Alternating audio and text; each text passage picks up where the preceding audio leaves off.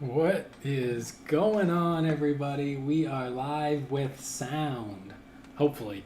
Please let me know if you hear it right away, because that would be very helpful.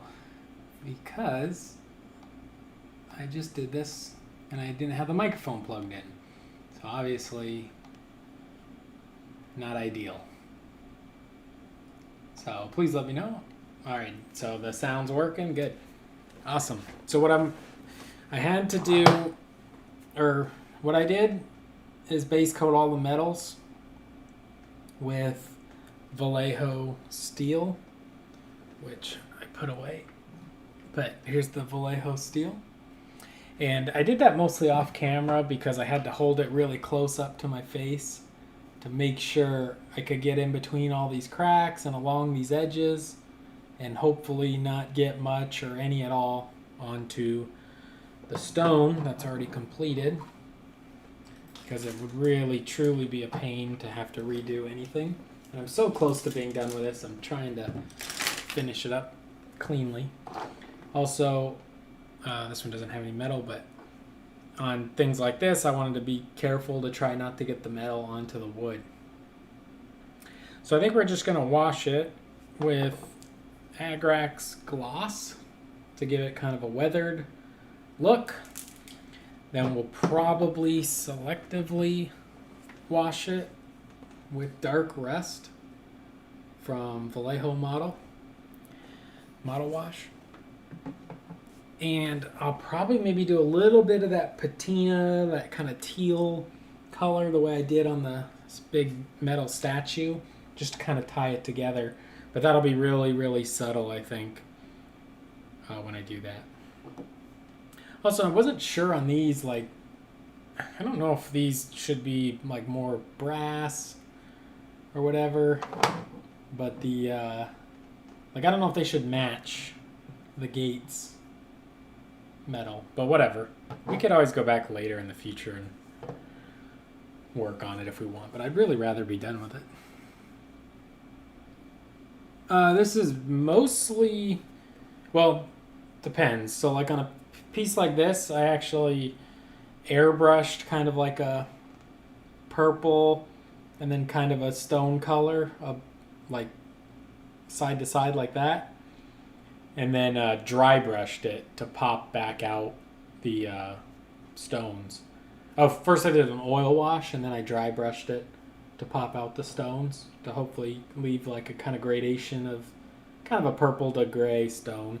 Let me get maybe a smaller, it's not really smaller, but I'm kind of cluttered here, not set up all that great like I was, but so yeah, hopefully on the battlefield it looks kind of like that when you're looking down on it. So kind of purplish in the shadows, kind of stone from above, and then the wood. And then this will all be matte coated eventually. But I went through, got the metals base coated. So I think if I can just get the Agrax gloss on the metal, hopefully that'll be a little more interesting than how it looks right now. Try to weather it up. Probably would have been better to go with maybe a lighter silver. That way the weathering would maybe show a little bit better. I'm not sure how well this is going to show. But I kind of don't really use that model steel color a lot. It's a good silver, but I don't need that dark silver that often.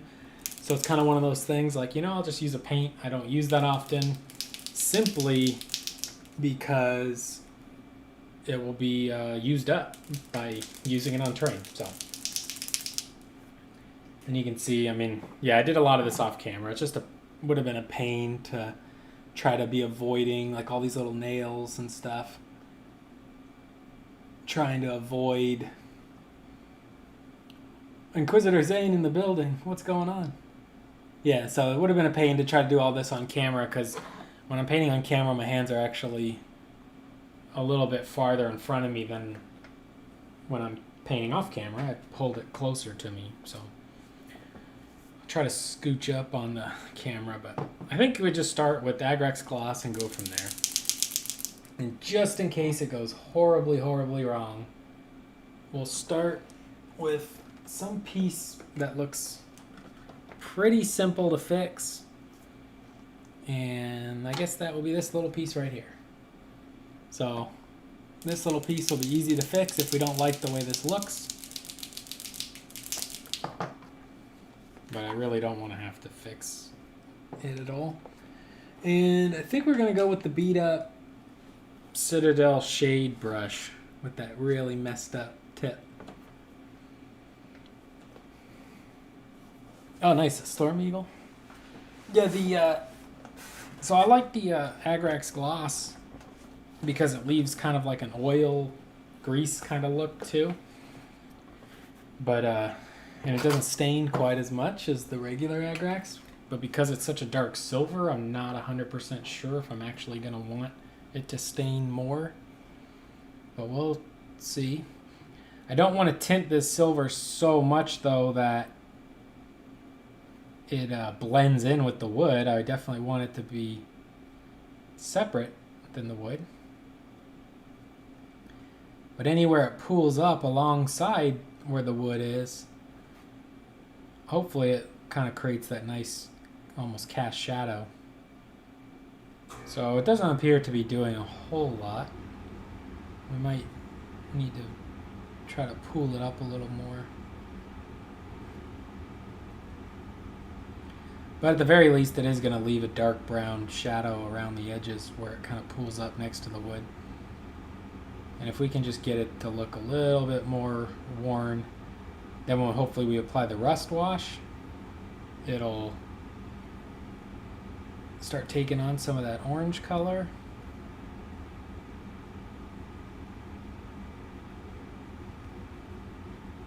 And then it will probably just get touched with just the lightest dry brush of a lighter silver, just to pop out details, especially on those big gates and stuff. So yeah, this is pretty subtle, which is a good thing against the wood pieces, because that means I can go through it really fast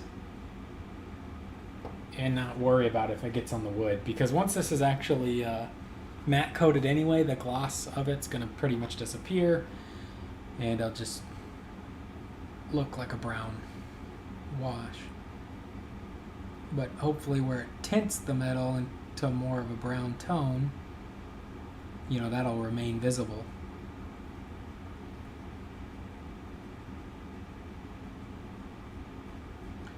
There was the option of doing this after I painted the skeletons and then actually hitting the metal and skeletons at the same time with the same wash, but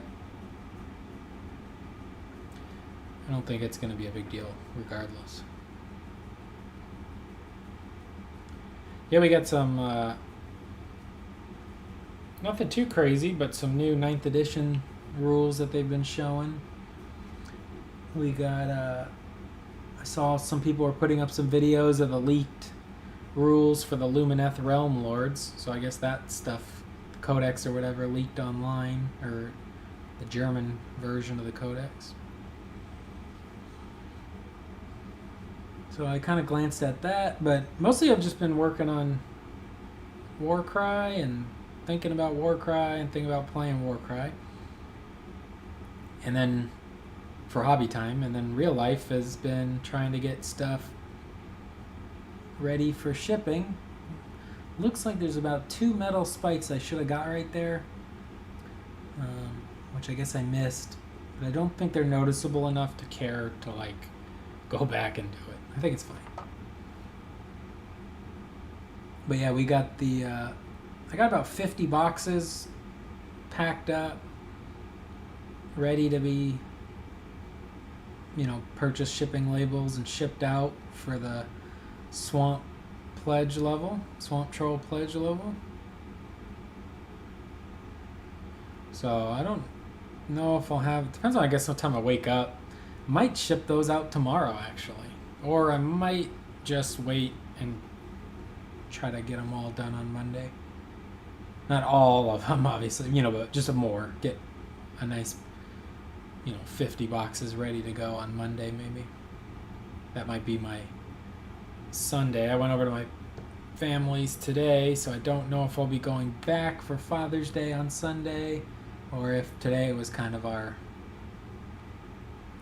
Father's Day. But my brother wasn't there, so if he's going to bring his kids on Sunday, I'll go back to my parents on Sunday so I can hang out with the nephews, which means I don't get as much work or hobby done. But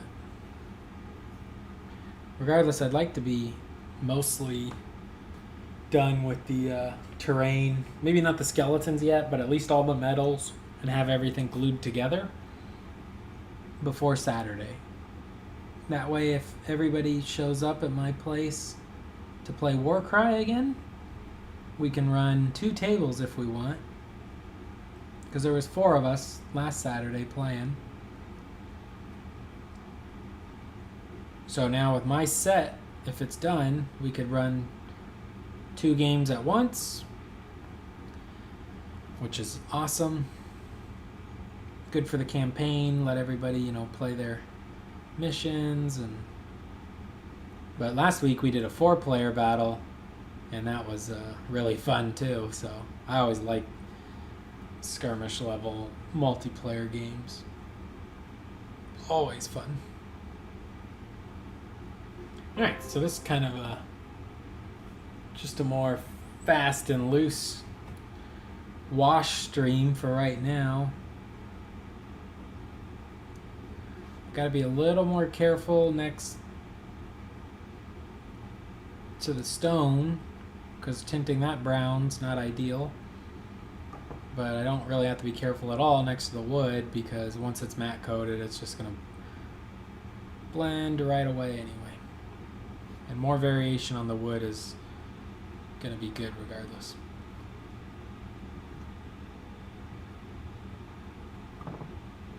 Getting low on my Agrax gloss here. I think I have another full one, but it'd be nice to finish this one and throw it away if I have another full one. I don't know what that's called, but I actually like throwing stuff away once it's finished. Not throwing it away when it's half finished, like get rid of it out of the house, but like once you really use every last bit of something and then throwing it away. Is there a name for that? Oh, also, if you haven't already, please like the stream or the video if you're watching in the future. Hopefully that'll attract people to come watch the terrain getting painted up. I think I want to move. Yeah, let's move. Try to move that wash over there. That way I'm not. I had it basically when I'm painting, the wash was directly behind my hand, which meant increased chance of bumping it if I can't see it.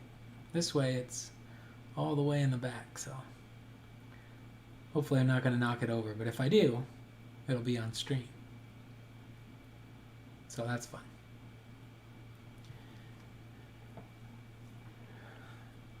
Yeah, I spilled my first GW paint the other day, but it was more because I was just holding the bottle wrong and it slipped out of my hands. I didn't knock it over or nothing. Really wasn't anything to do with the design. I guess because of the design, a lot more spilled out than, if it was a dropper bottle, none would have spilled out. But I used a pipette, and it was a contrast paint, so I could slurp it up with a pipette and put it back in the bottle for the most part. So it wasn't too bad. I don't feel like I lost much. Could have been worse, like if it fell into my lap or something.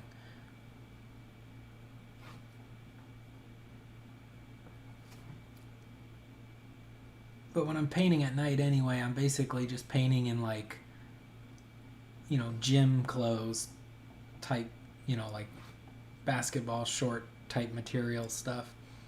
So even if I covered it in paint, I could still wear it since I'm just wearing it around my house at night anyway. It's not like I'm going out in it. It's not like I go out anymore ever. So, I have jeans and stuff if I'm gonna go to the store. Alright, so yeah, we're just gonna speed through this and then we'll get on to the... So this one's kind of sketchy because I don't really want to stain all over. So I'll try to be careful. Oh.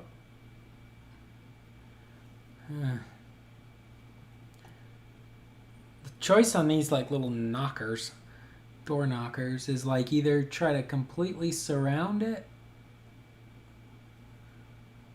with the wash,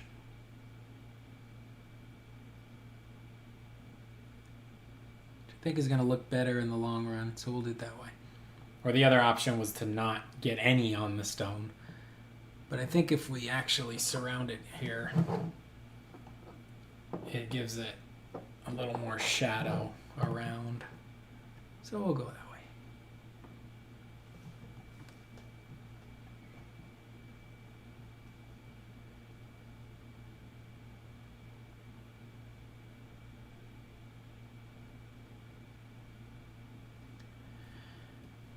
So yeah, that's pretty peaceful night. I'm glad I got all this metal base coated in the last day or so. Wasn't doing it on stream, so wasn't putting in a ton of time on it, but it was nice to be able to do it just kind of while watching YouTube, because it's kind of tedious base coating a bunch of stuff.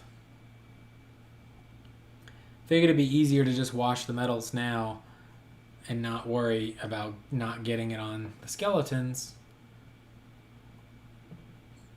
because of these little pieces right here. Actually, they're little cages around these like skeletons.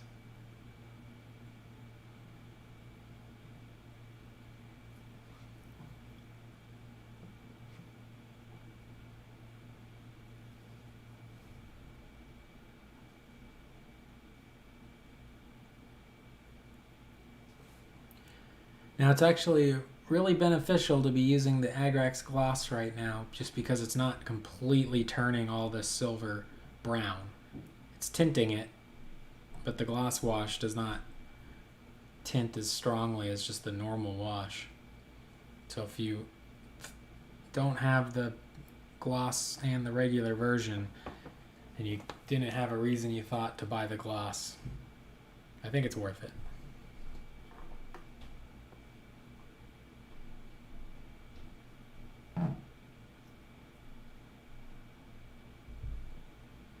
Simply just because sometimes you want to wash something and not complete. Like if you put Nuln Oil over something, it really tints everything black. But if you put Nuln Oil gloss over something, it'll really not stain the surface quite as much. So you can use that to your advantage depending on what kind of technique you want or what kind of finish.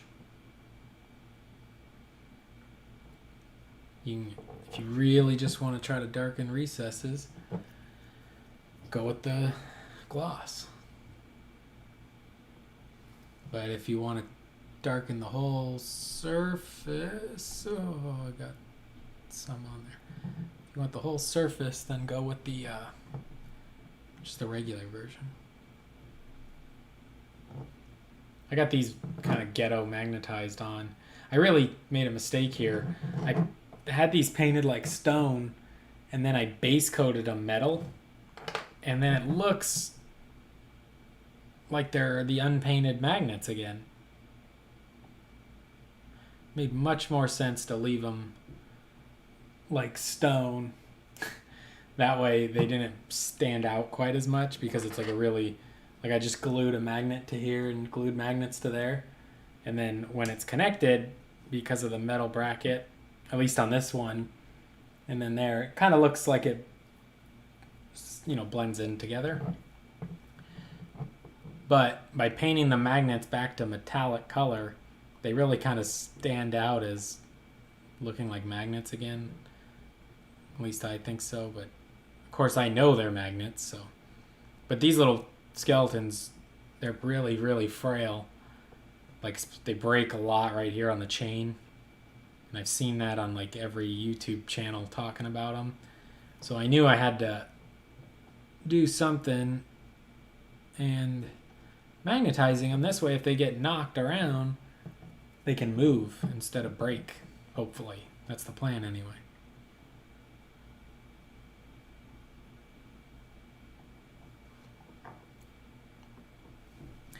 Yeah, pretty exciting. So either tomorrow or Monday, I should have about 30 to 50 of the very first boxes shipped out for the Kickstarter. I got a big order coming in. I'm waiting on that. That's really going to be able to crank up my speed at which I can ship. Hopefully. Fingers crossed. And if it does, especially to the level of speed that I think it's going to make it, I'll be able to start shipping stuff really fast. Then I'm going to hire somebody to come help me tape boxes. And once I got somebody helping me tape boxes, then I think I'll be able to get this one shipped out before the estimated October. And if this goes as fast as I think it might, once the new shipment comes in, I think I might be able to get it shipped out way before October. I think this bell's actually going to be like a brass color, so I don't think I need to wash it right now. I'm going to change that bell. So don't need to worry about that. That's going to be like a brassy color.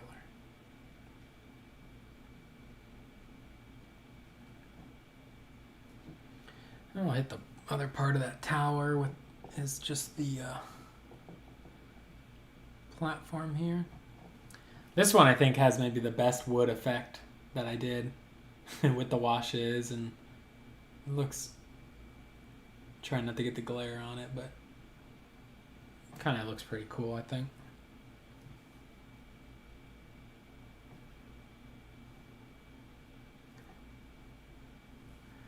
And then hopefully we can use this gloss wash on all the nails. There's a lot of nails on these wood pieces, and we'll just kind of dab at it.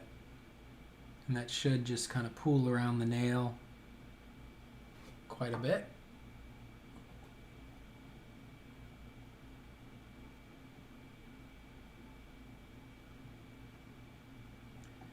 This is a nice way to hopefully clean up any mistakes of the silver that may have gotten onto the wood. Alright, that looks good.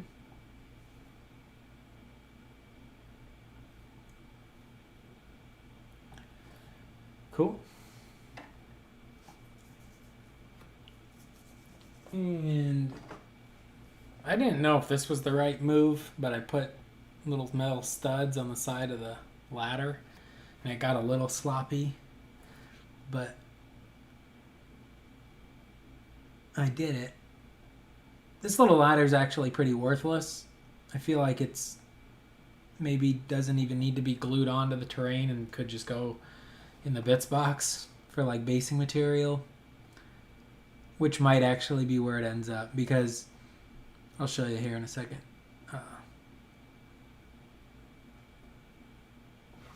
In Warcry, the models are allowed to climb up terrain because it's like a cinematic fighting game.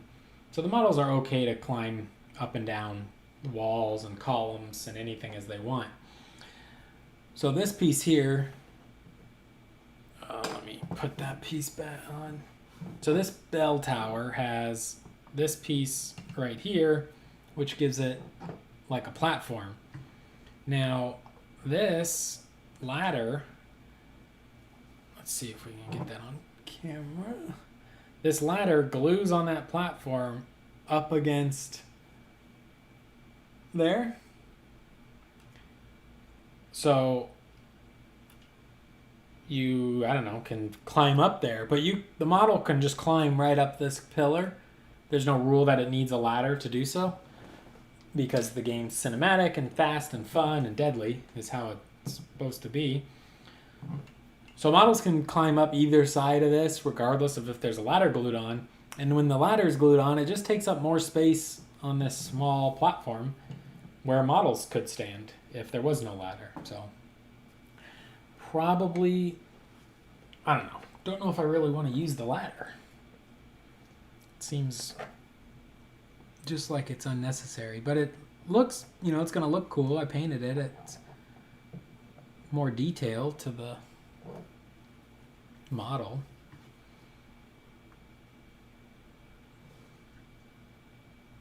My new thing for a while now is just telling myself, oh, well, if I don't end up using it, I'll sell it. Or, oh, if I don't like it, I'll sell it. Or if I don't play it anymore, I'll sell it.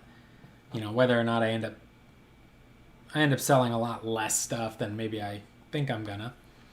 But, so let's say one day I don't want to play Warcry anymore. Maybe that tower looks better to sell if it has that little ladder on it, so. Maybe it gets the ladder. But in reality, I'm spending a little bit of time on this terrain that I don't know if I have any intention of selling it. Unless I'm really done with Warcry. But it seems like it's been pretty popular and definitely still getting support. And the support for it, seems even better than what like Necromundas and Blood Bowl get. So we'll see if that keeps up or how long that keeps up.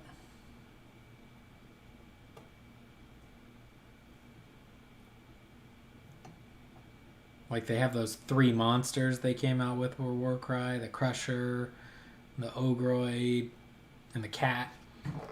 And man, it'd be cool if they keep releasing monsters and allies and stuff like that.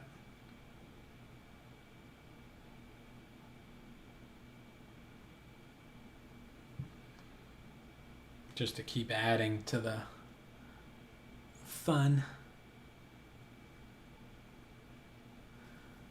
I get to add my ally in.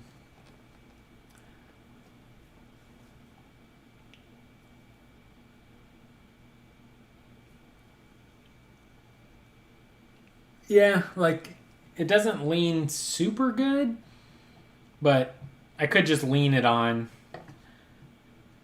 for sure, I guess. Like, and then maybe if it feels like it's fallen off or in the way, I could glue it on. Yeah, either glue it on later or decide later I don't like it instead of worrying about it right now, I guess. That's a good idea.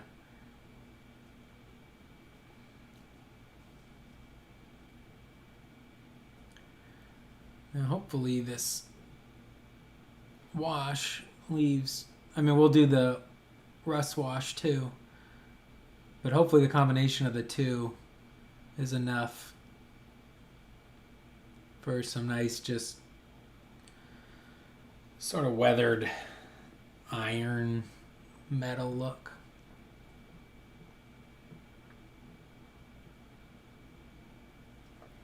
This piece I think is really cool too. I think once the skulls and vines are painted on it, I think that'll look pretty cool.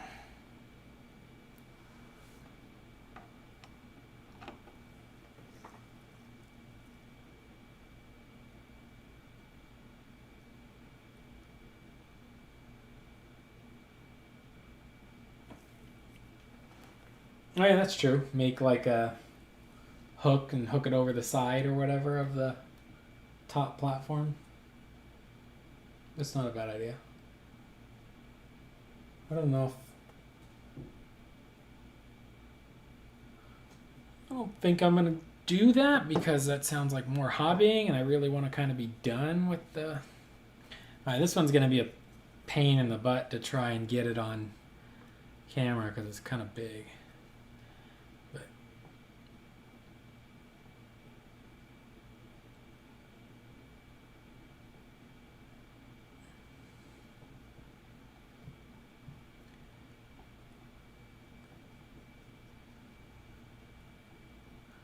Hopefully it leaves enough subtlety to the iron. It looks pretty good. I gotta be careful because there's a huge long piece hanging off the back of this. So I'm trying to be careful not to knock over my wash behind here too.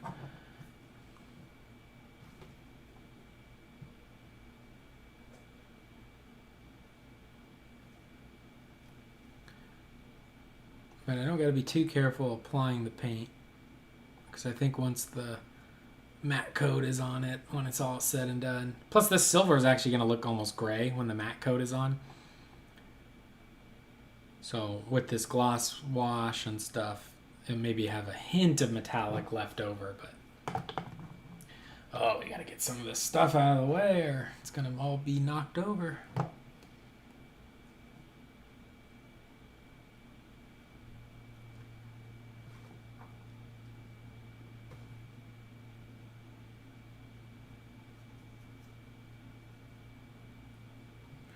But yeah, once it's matte coated, this effect will be pretty subtle, I think.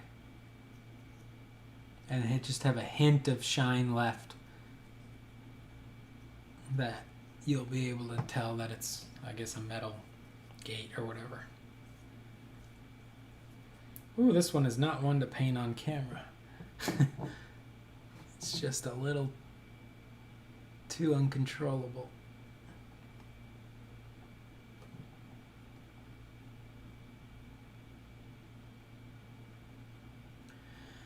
This piece is one of the bigger ones. There's also a long one that's I gotta do as well.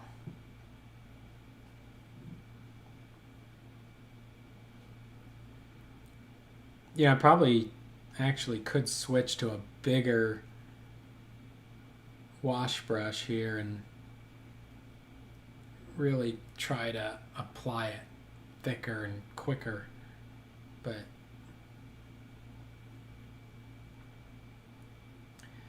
this is probably fine.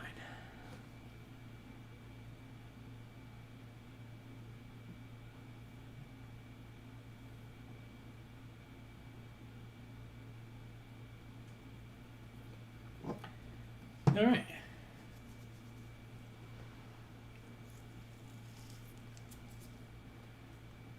Move on to this part here.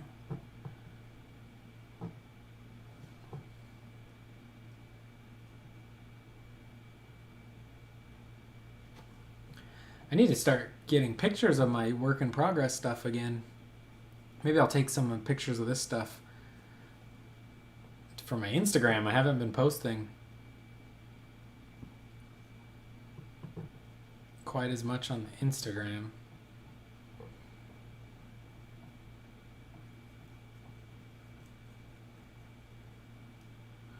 One thing with the Kickstarters, when you get close to beginning the shipping process, and it's a lot of stress, which I don't think of as stress, but I know it's there. And sometimes you get that feeling that you have so much to do, you don't do anything. I don't know if you guys ever have that, where it's like, I got to do 10 things, so I'm going to watch a movie. But sometimes that happens, or just that feeling.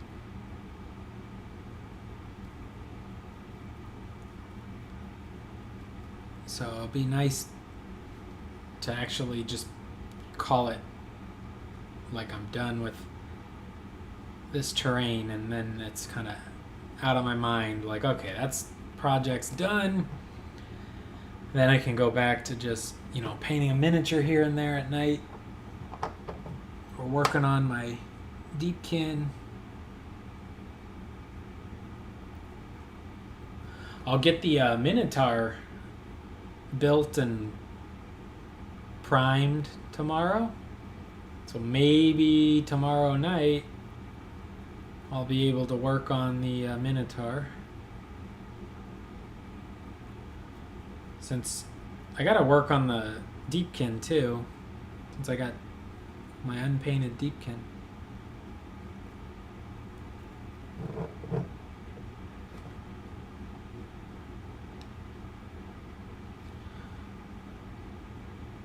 Getting them the Deepkin are primed up, but not all of them, just the archers and one of the ally characters. Alright, so now we're going to work on the inside of all of these doors I just did.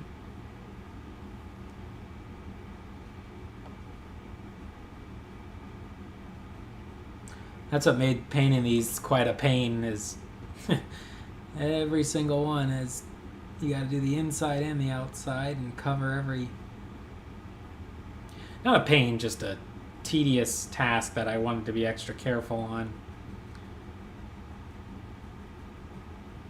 You know, just listening to like a conversation on a podcast and slowly working my way through them. And I broke it up into 2 days or whatever, maybe even 3. This one's going to be hard to see, so bear with me.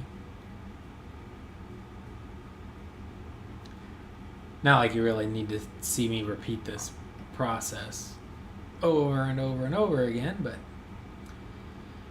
it's what we're doing. This is, you guys are partially my motivation and therapy for getting this done before Saturday. So if I turn the stream on, then that means I'm working non-stop until I turn it off, which will probably be in another hour or so at least.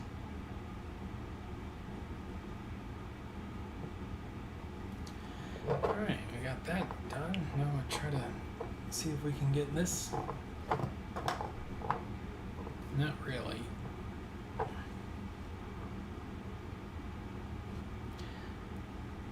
Yeah, I think tonight if I get the Agrax gloss on all the surfaces and then the rust wash, which that one I'm not going to cover every last surface. I'll probably just randomly kind of stab it around at the metal surfaces. You know, somewhat random. Then maybe tomorrow when it's all completely dry, I can hit it with just a quick little dry brush while I'm waiting for like the Minotaur to dry, because I still got to build him. But I'm going to play with him Saturday. Depending on how many games I get in, I'll probably try to play my Deepkin once or twice, and then my Unmade once or twice. And that'll, so I need the Minotaur to play on Saturday. I mean, of course he doesn't have to be primed or anything, but a Zenithal Prime model looks quite a bit better than a bare plastic model.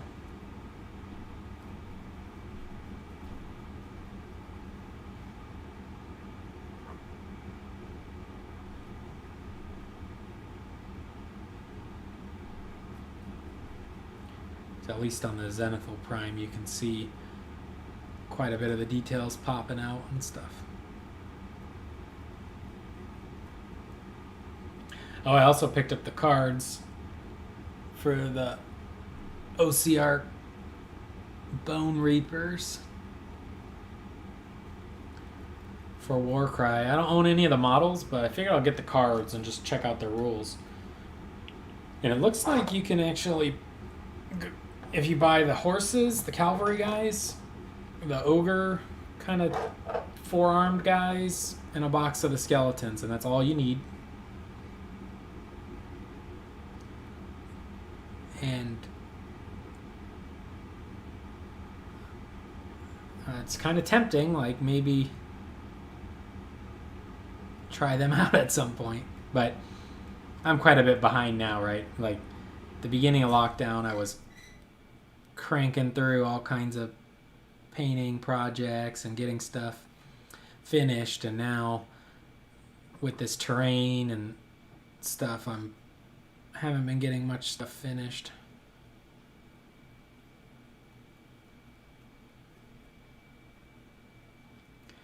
I mean, obviously the terrain, once it's done, will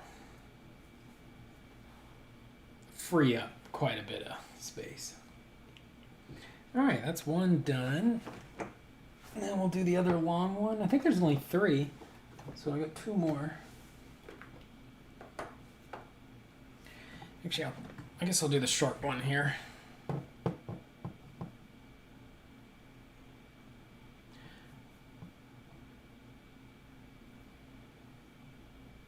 Laser 1373 in the building.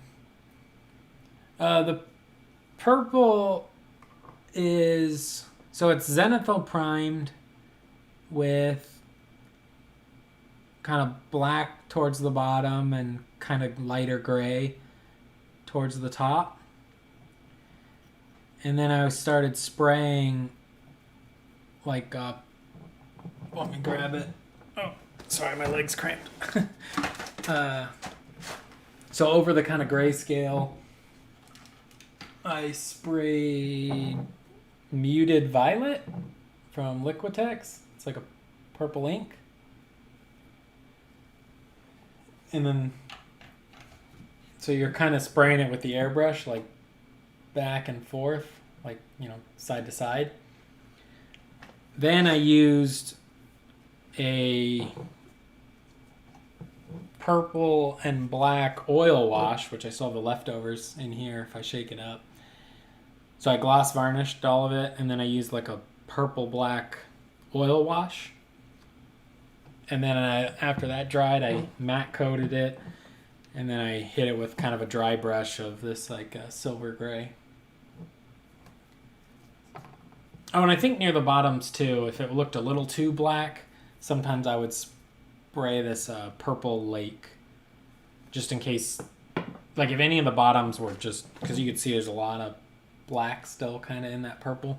So some of them were a little too black and they got some of that purple lake, but then some of them were unfortunately a little too light. So they're not exact matches, but I think on the table they'll look okay together. But yeah, I like the darker ones better than the way some of the lighter ones came out.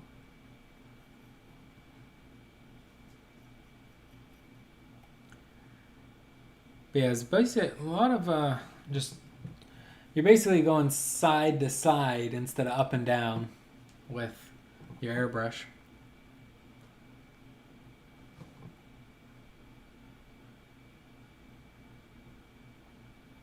Kind of wanted it to be maybe like a Slanesh kind of vibe.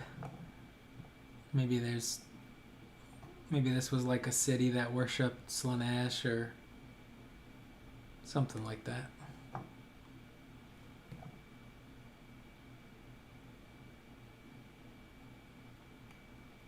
And I haven't seen anybody do it like this, so that's always fun. Hopefully it'll inspire. Now I've seen some though. I saw one, I think it was on YouTube actually, or Instagram, where it was, I think it was purple and green, or maybe it was like teal and like a teal blue color and a neon green color. And they did it with some dry brushing and stuff. And I thought that was pretty cool. But it looked a little too supernatural. You could do it with a big dry brush, like a big 2-inch house brush. It'd be a lot more effort though.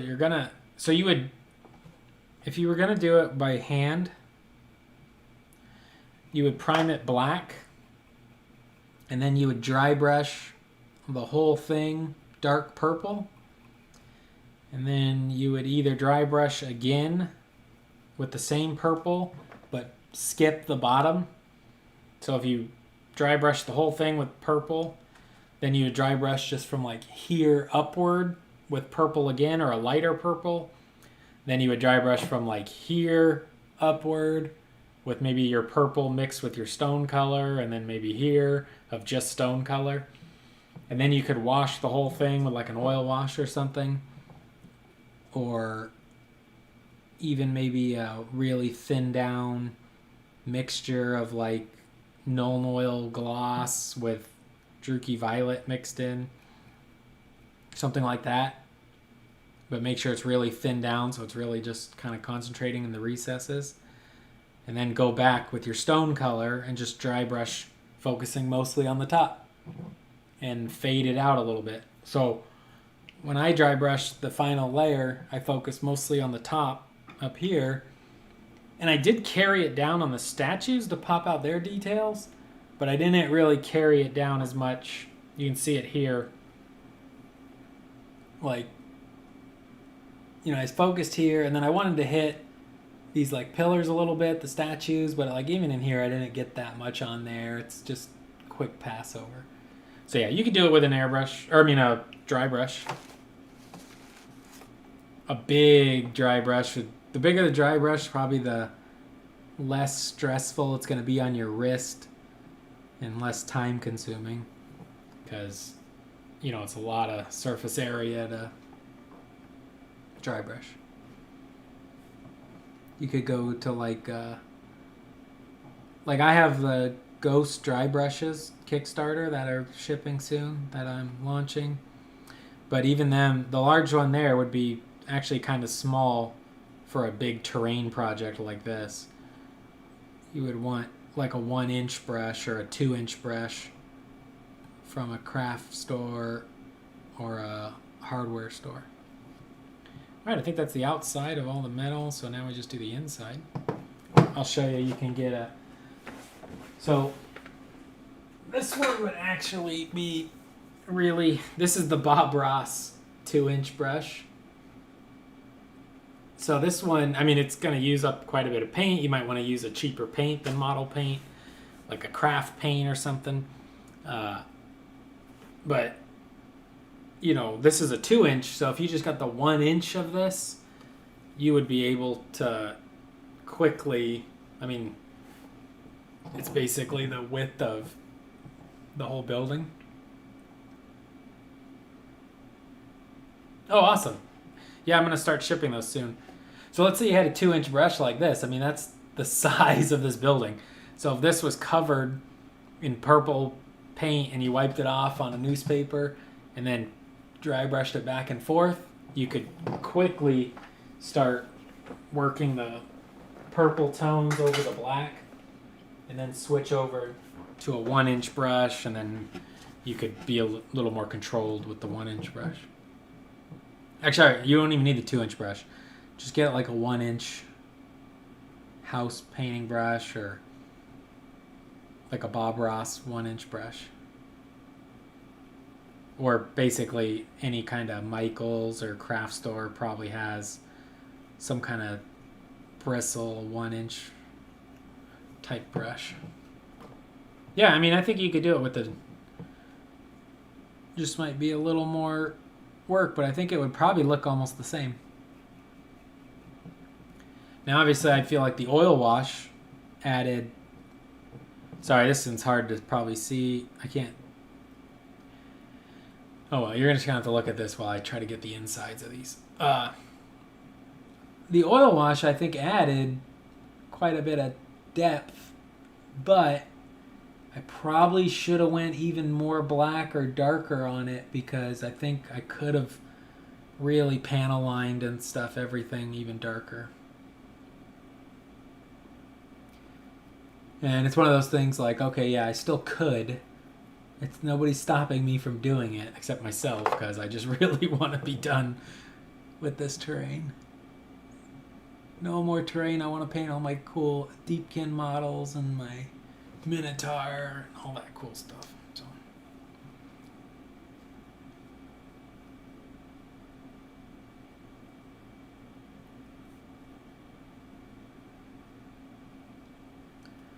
Tell you, here in Arizona, all the corona numbers are just spiking like crazy again, I guess.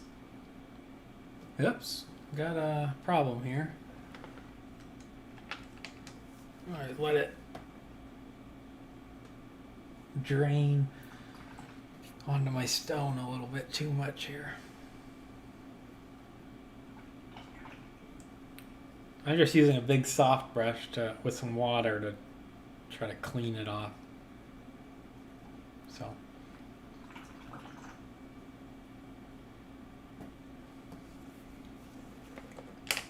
a big soft absorbent brush is kind of like an eraser.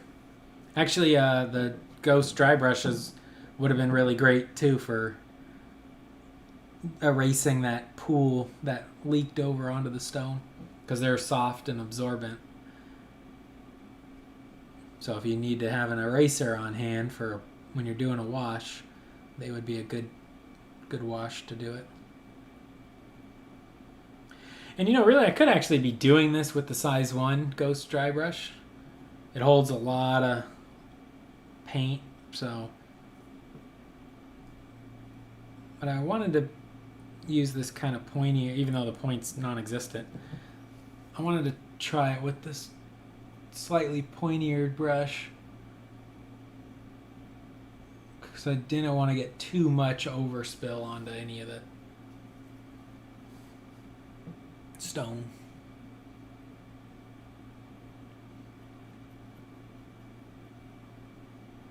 Oh, laser. Also, if you're interested in getting an airbrush, go on like Amazon or eBay and search for a cake decorating airbrush with a mini compressor. They're usually like maybe $50, something like that. I think they're about $50. And that's what I started with a couple of years ago. They're single action, so the air is always non-stop flowing through it, but you still control how much paint is flowing through.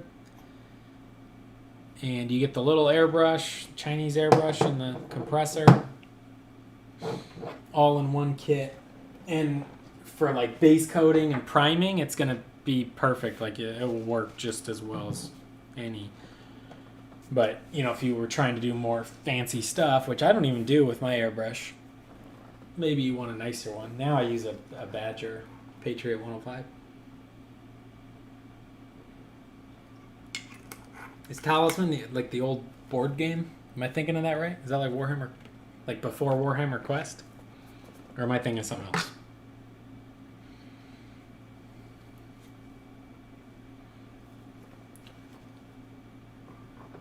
Yeah, I don't know what pledge level you backed at, but I'm getting. I think I might be close to having half of the 100 or so. Well, I got about 40 or 50 like boxed up and ready to go for the Swamp Troll pledge. There's about 130 people, I think, in the Swamp Troll pledge. So I might get close to. Well, I'll probably get pretty close to finishing that whole pledge level in June for shipping. Or maybe I'll make that just my goal. Make sure I get that whole pledge level shipped in June. And then after that, I'll probably work on the ones with the Cyclops and stuff. Because they require bigger boxes to ship them.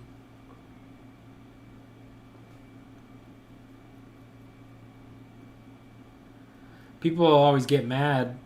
I mean, this is only my second Kickstarter, but people get mad at you for, like, when you ship.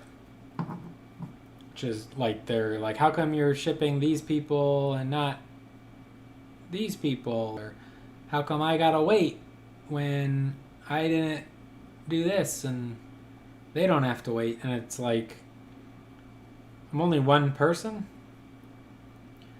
So the easiest thing for me is to just choose a pledge level and work on that one pledge level until they're completely shipped, and then move on to the next pledge level, because it's hard to keep everything organized, and there's that kind of satisfaction in your brain, like the victory of completing an entire pledge level for myself. Like, okay, the Ghost Collector pledge level is finished, and then I can mark it off as complete on my kind of mental to-do list.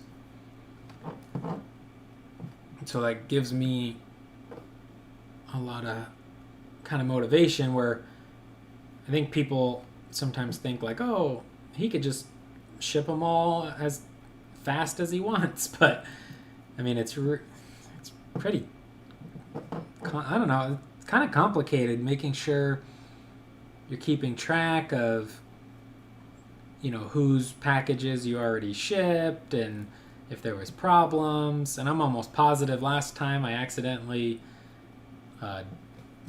double shipped to some people. I think they got, 2 packages from me because of my own mistake of obviously, mixing up who already got theirs and who didn't. And that's obviously just at a loss to me if I accidentally double ship to somebody. But anyway, if you're in the Swamp Troll pledge level, you should be getting, it should be shipped out in June, and then wherever you live, depending on how long it takes to get to you. Then in July, I think, try to get all the Cyclops bus sent out. And if my process that I think is going to speed up drastically, like just so much faster if it works out. I hope it works out so bad. Then maybe I can get a lot of pledges sent out in July and August. It'd be awesome to finish in August. Oh, that would be nice. Now I got myself dreaming about finishing shipping in August.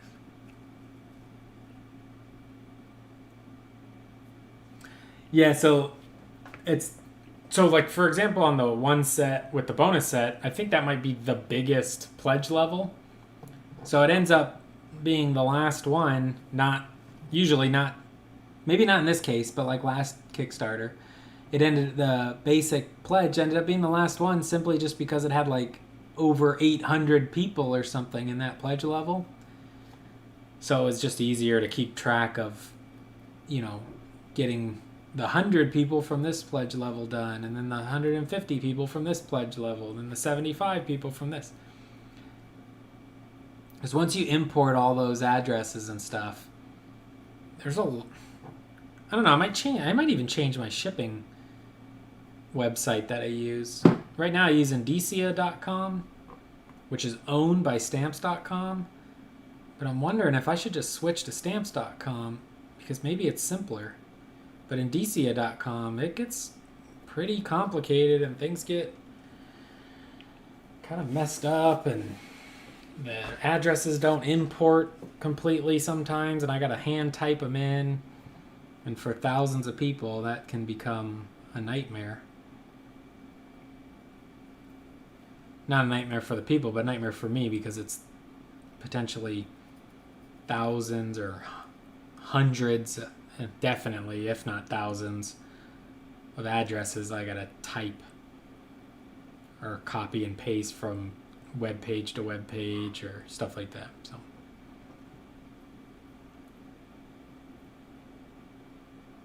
always fun. Most people use these like fulfillment type things like Easy Ship or Geek Funder or whatever they're called. And it's like, okay, they do all of it for you. Great. Except that, they handle all your address and all of that stuff for you. But they take a percent of your earnings. Like, I don't even think they take it based on how many people you have, but I think their price is based on the percent of what you raised, which is insane to me when I could just suffer through it and do it myself, and they get 0. And then I can use the leftovers to save for my future or work on another project, which I have more projects coming, at least 3 more Kickstarters planned already. Not fully written out, but in my mind they're been worked on quite a bit.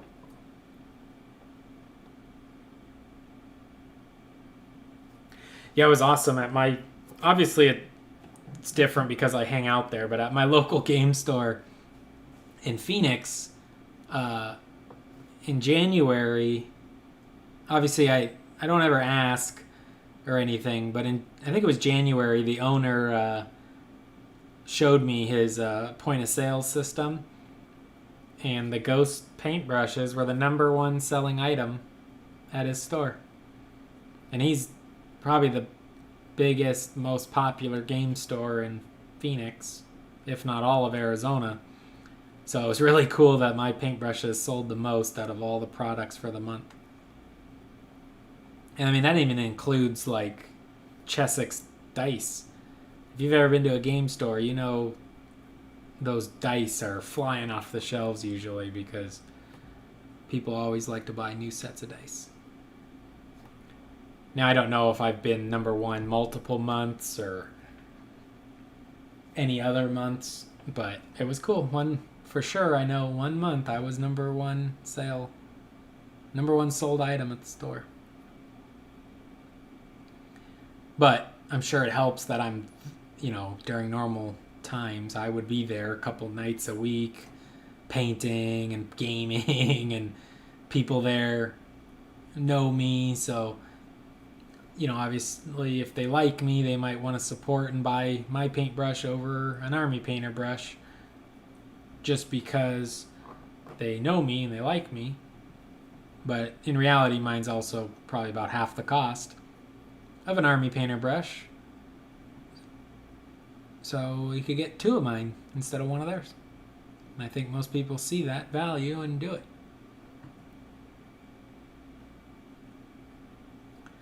It's been cool though. I know I announced it before on here, so I'll just continue to hype it up here on the live streams, but I don't think I'll make any real public announcement. But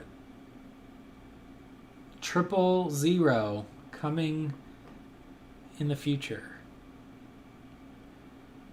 A new teeny tiny 000 size, which I know a lot of people are going to love and want. But for me personally, I usually save that kind of size brush for just like doing eyes and doing really fine scratches and doing small teeny tiny reflections and stuff. So those kind of brushes last a really long time because you don't need them for a lot of parts on a model. You may only use it once at the very end just for the highlight in the lenses or whatever. So I think that'll be a cool one to add to the family. All right, I think we did them all. They're all Agrax glossed. If I missed any, I'll do it off camera.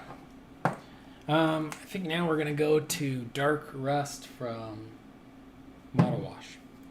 And this one I'm just going to stab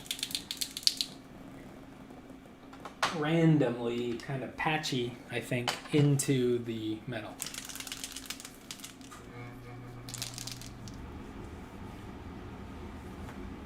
Yeah. My brushes last a pretty long time unless you're Zane and you run them through super glue. Then they are destroyed.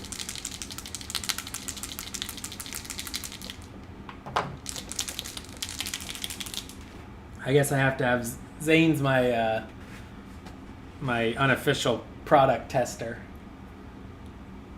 Like when they crash cars to see how they survive the accident. Test for safety. I got Zane to put the brushes through nightmare scenarios and then see how they survive. I think we'll just stick, because I'm going to be stabbing a lot with this, so this beat up old GW brush will be fine for this. And I guess we'll just start back on the little things and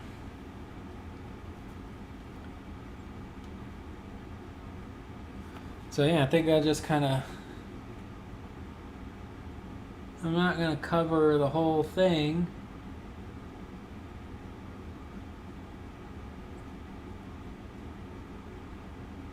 Just kind of stab at it.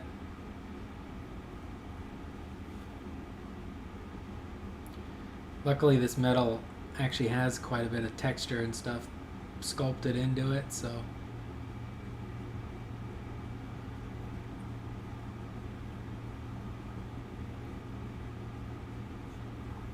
probably kind of subtle on camera, fairly subtle in real life, but that's it. We're just gonna do that and add a little bit of extra detail.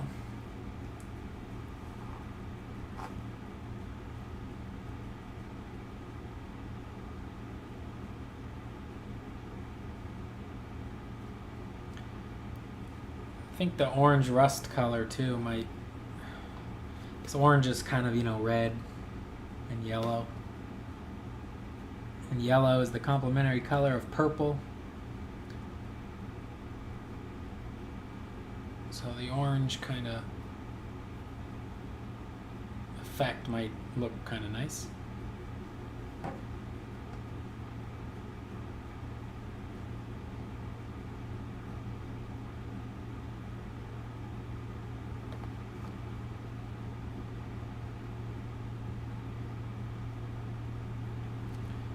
Yeah, this one's kind of fast and loose, which is definitely a little easier to mentally prepare yourself for on terrain. Like, oh, it's just going to be a...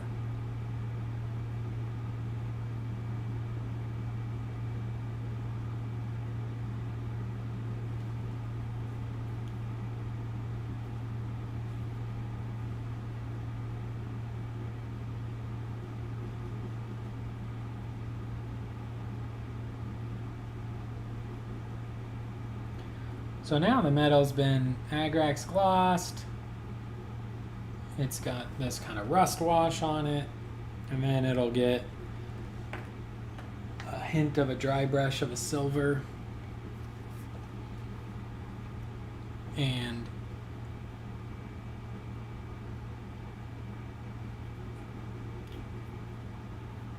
hopefully that's interesting enough.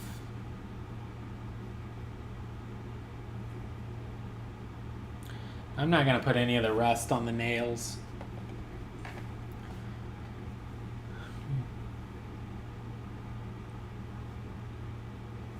And if I got a little too much on my brush, I'll dab it off on a paper towel or a napkin.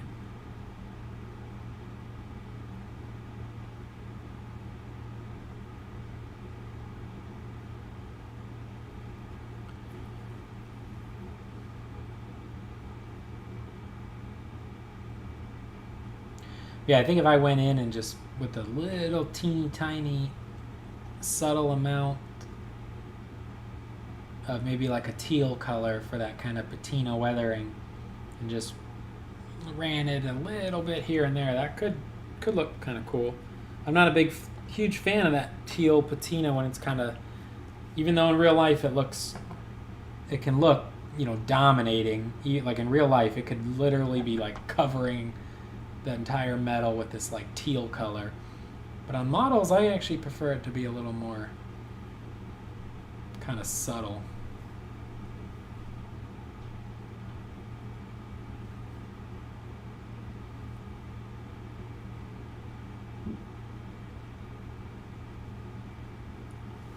But yeah, like, so I'm doing the kind of rust on this, but I'm not going to mess with all these little tiny nails. Maybe I'll hit these kind of spikes a little bit.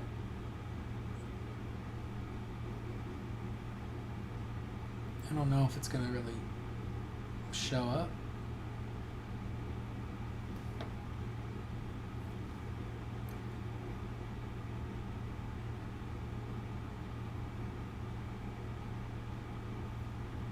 Yeah, so quick and easy is the name of the game.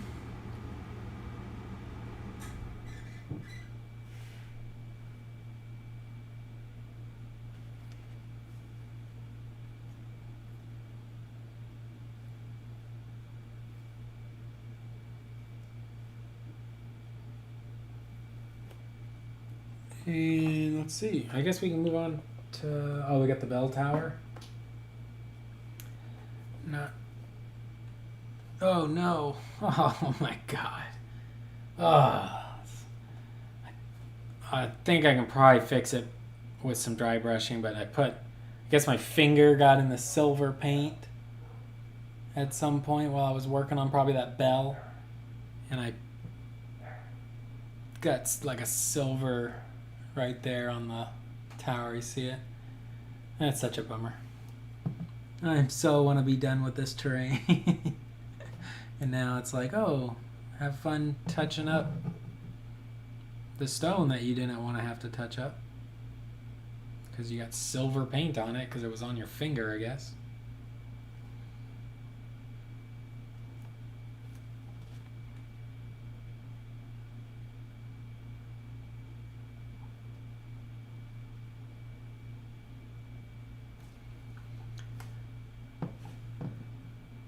The problem when you try to touch up things like that is it might end up just looking like a brighter area because I'm going to have to kind of dry brush it with the stone. I'm not going to re-layer it up completely, which means that color of the stone's going to be more dominant in that area and be brighter. So it's almost a balancing act of like, how much can I lighten it up without lightening it up too much.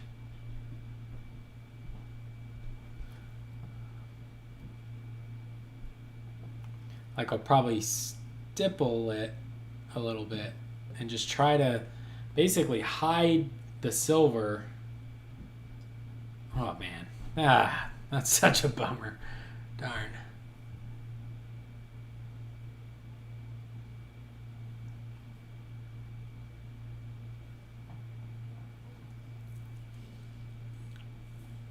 Alrighty. Oh, we got these kind of hook things too.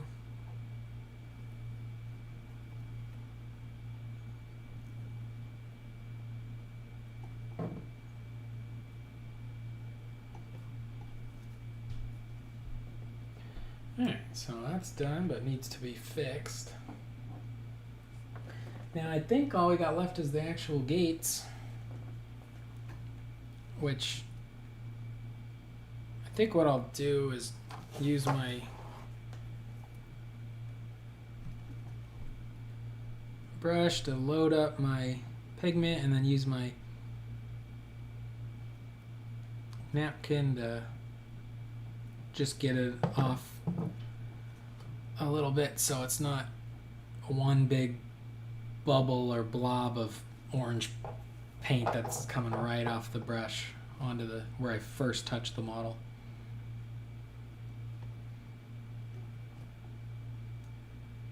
But we can kind of be pretty loose and fast here.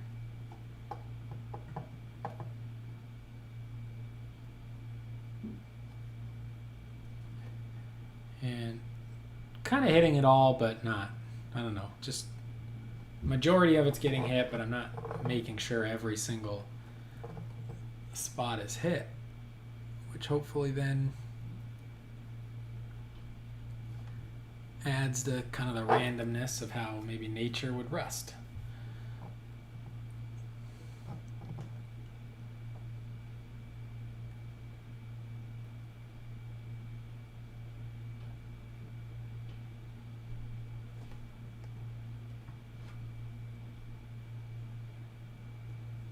One thing that helps is I'm dabbing it off in the same spot on the napkin, so that area is already damp with this rust pigment paint.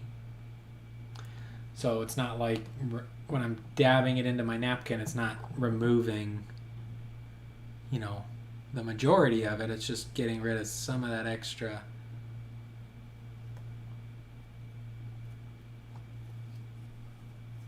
moisture on the brush.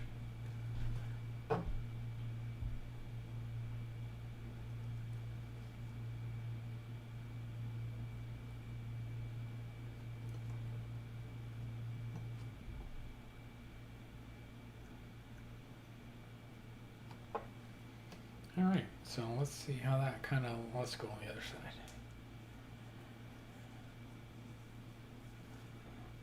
So you can see there, it's got just a hint of kind of that orange. Actually, my hand's casting a kind of a shadow, but see there's kind of a hint of orange in there now, which kind of mixes with the hint of kind of brown.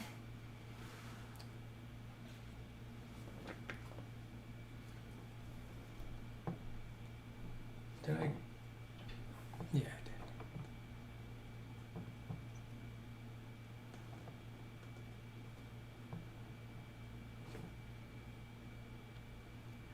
I don't use these Vallejo model washes that often. I have except the dark yellow and the dark rust. They're so good. They're just the way they dry, you get a lot for your money. I think they have like medium rust and light rust too. But I've always just been pretty happy with the way the dark rust looks. So I've never even tried the other ones. And one time I show you, I liked it so much I decided to try one of the other rust colors and ended up accidentally just buying another one of the dark rust. So I have two.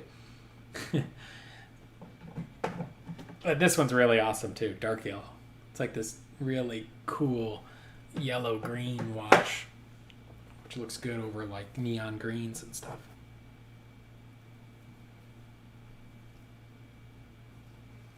Now we get the insides.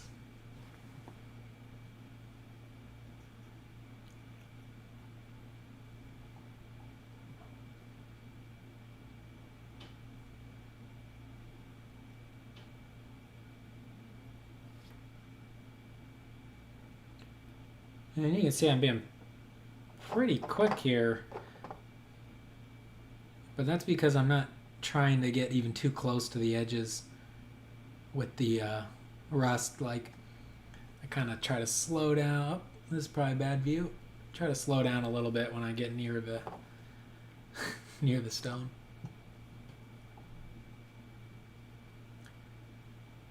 But the orange wash is subtle enough that even if it gets onto the stone area, I mean, rust would actually be running. If it's this rusty, I think that rust would be kind of running off in rain and whatnot. So it would stain the environment around it too. All we got left is the big long one. Now, if I just put my brush right on that statue's head or something, obviously that's going to be a much worse thing to try to fix, or much, something more to worry about than if a little bit gets around, on the pillar here next to where I'm putting it.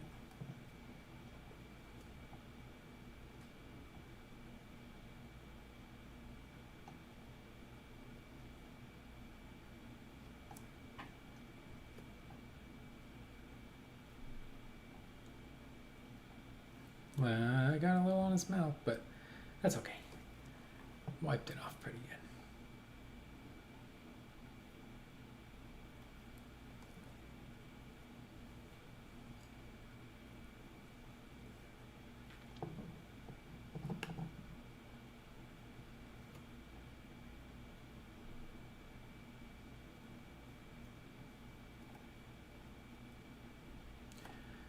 But yeah, so you can see it's just one base coat of steel, one wash of Agrax gloss, and then one kind of random stabby wash of Vallejo dark rust.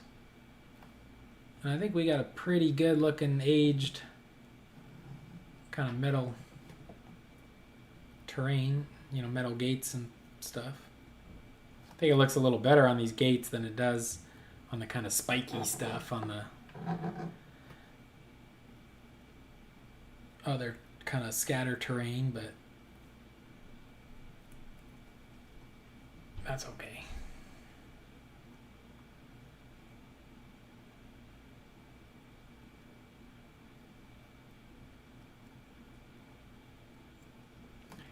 There we go.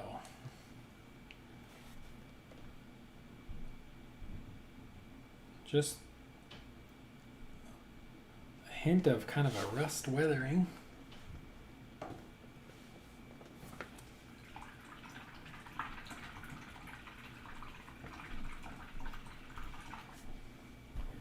I don't have any exact way to darken my silver gray to match the stone color.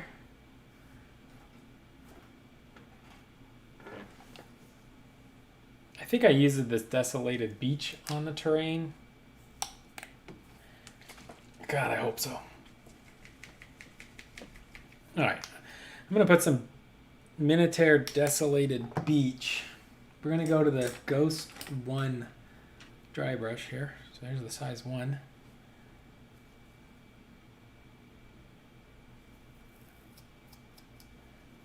And we're gonna see, this is not gonna look good.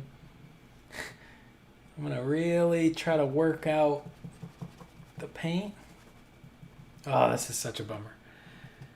And I'm gonna see if I can just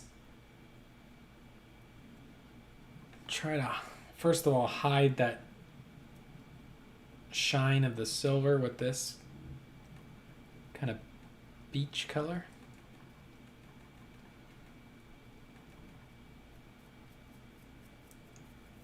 Put it around it, pretend like it was meant to have some of this color. So that gets rid of it a bit. So we might go ahead and try a little more of that.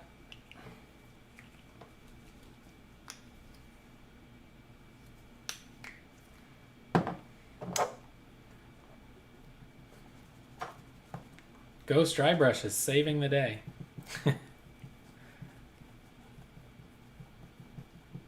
So you can still clearly see the kind of silver gray, but it doesn't quite have the shine by adding this color on. Try to maybe even bring it around a little bit more.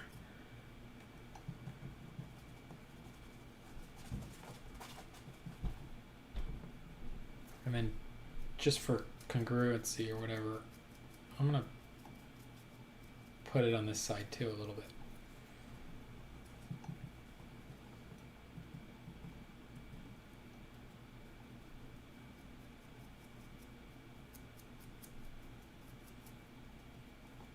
Okay, so cleared it up a little. Now we'll go to the brighter silver gray.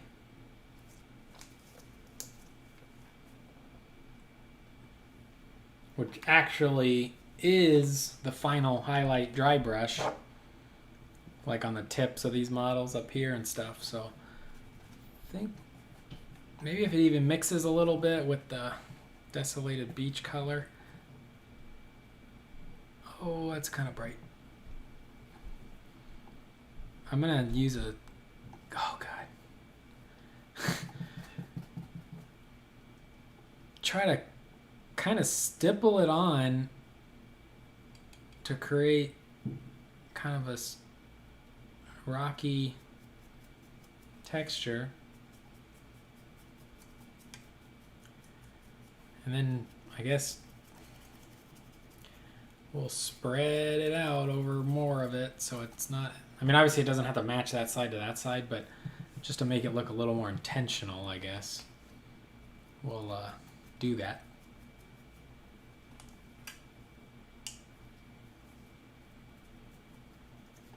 Make it look like I meant to have some kind of light spots. So there we go. It kind of gets quite a bit lighter there, but it's not. It doesn't look like silver paint is just my thumb dipped in silver paint anymore, at least. It at least looks just like a little brighter part of the stone. So I think we saved it, so we'll call that a success.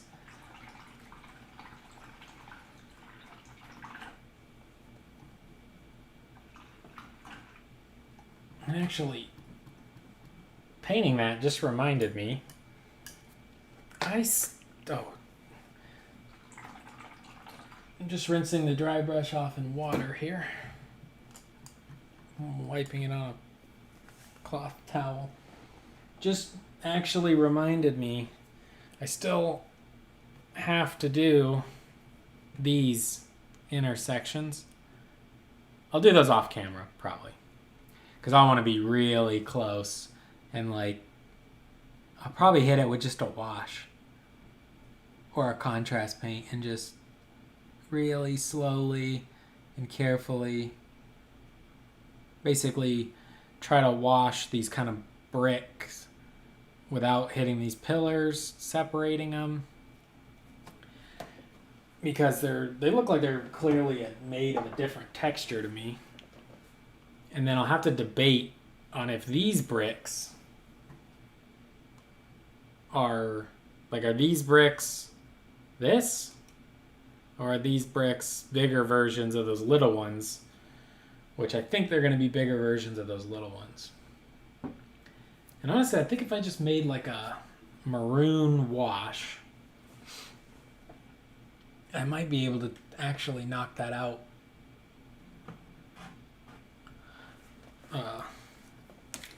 pretty quick. Something like maybe this kind of red terracotta that's already kind of like a brick color. So I wonder if I really thin that down into like a wash, and if I just washed over those bricks without having to base coat, wash, dry brush, all that again. Maybe I could just wash over them and then lightly dry brush the bricks with that terracotta kind of color mixed with maybe a little bit of white or ivory or something. So that could be cool. And there's not all the terrain has like all these pieces, these type of pieces. Some of them have this brick stuff, some of them have these metal gates, some of them have both, like this one. So even though I finish all the gates pretty quick, there's actually a couple more pieces that don't have the metal on it but do have this brick on it. But it's scary as far as like, I think it looks pretty cool. I do think if this brick was treated in some way, it would look even cooler.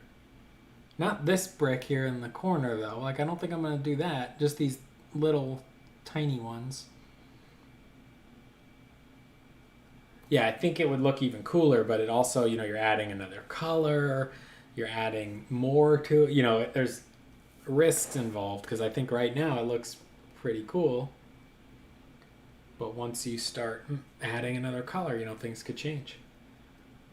Kind of hard to see in the lighting, but yeah, that's a pretty good view. You can see, so that orange wash, once it's dry with that Agrax gloss, you get just kind of a slightly tinted orangish kind of steel.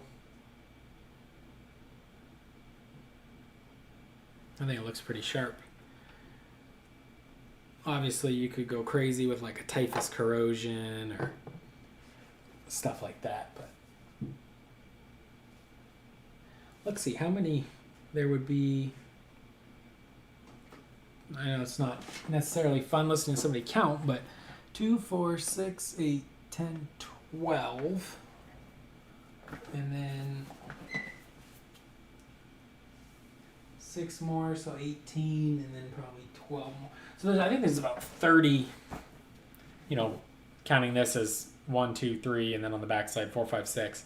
But I think there's about 30 little spots with those little bricks.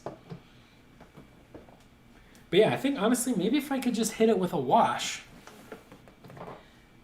where it's, it says, hey, this is different, and then maybe maybe this purple will kind of pre-shade the terracotta wash a bit. We'll see. Risky. I've come so far, I don't want to ruin it. But I think I'm gonna have to, or have to try. Just kind of looking around my paint here to see if anything kind of catches my eye. Even there is not a terrible idea. I could use like a contrast paint, like what are they called, like Gilliman Flesh or Dark Oath Flesh or Fire Slayer Flesh. Some of those which are kind of a brown, you know. I think maybe they're not red enough, but maybe those mixed with some of that terracotta color could create a maybe that could create like a good looking brick color. I don't know. Obviously I'd like to get it in one try. I don't want to base coat, wash, dry brush those areas if possible. Well, I don't know. I think I'll have to, I guess, think about that. Let's check out how some of these others dried, and then it's about 3 o'clock in the morning, so that might be it for me. So here's the, you know, with the Agrax and the orange wash, it definitely blends more into the wood. Maybe a little too much, but, you know, with some dry brush, we could kind of separate it again. And then there's all kinds of little vines and skeletons on these, but little vines and skeletons, like this piece of terrain is fully functional, whether or not I've painted the vines or skeletons yet. But pieces like this one already has the top glued on, but I got, you know, about 3-4 more tops that I should glue on to the other pieces. That way they're totally ready to go. So. And then the fun part will be hosing this whole project down with my good friend AK Interactive Ultra Matte Varnish. Which is probably gonna really fill up the living room with a cloud of varnish when I'm spraying this much terrain. Might have to open a window that day.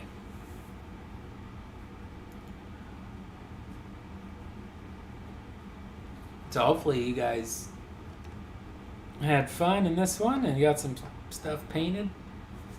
The next one, I think the rest of this terrain I might be just working on off camera. The dry brush of the silver, the picking out of skulls and vines. It's all real tedious stuff.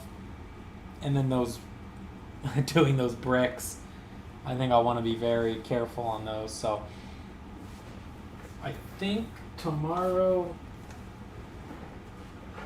if I have time to get on stream or whatever, and if I get him built and primed, we might start working on him tomorrow.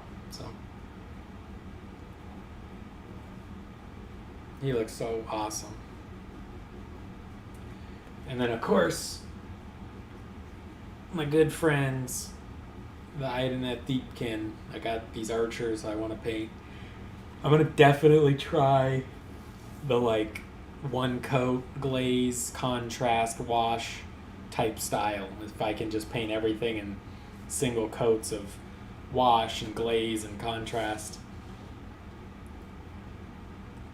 that'll be cool. So we'll give that an actual try on these guys. I already got a good pre-shade going. They're really dark from below, they're bright from above. They got a lot of nooks and crannies, big flowing robe. So I think they'll be fun to try out. The kind of how they advertised the contrast paint with the one thick coat, except I'll do it with thin coats because I'm not going to do just one blob coat, which I've done on other models and it works decent. But alright guys, I think that's it for tonight. I'm yawning, it's 3 o'clock in the morning. I think it's bedtime. Thank you guys so much for watching. Please leave a like button or leave a comment or a like on the video. Definitely helps out the stream. Please subscribe. We'll be doing all kinds of Warcry stuff for a while. Definitely be talking about 40K once it's out, and you know, some more videos about 40K. But on these kind of live streams, I don't know, trying to talk about kind of the subject I'm working on, or just, you know, talking about whatever, having fun with my friends here in the stream. So thank you guys so much for watching, and I'll see you in the next one.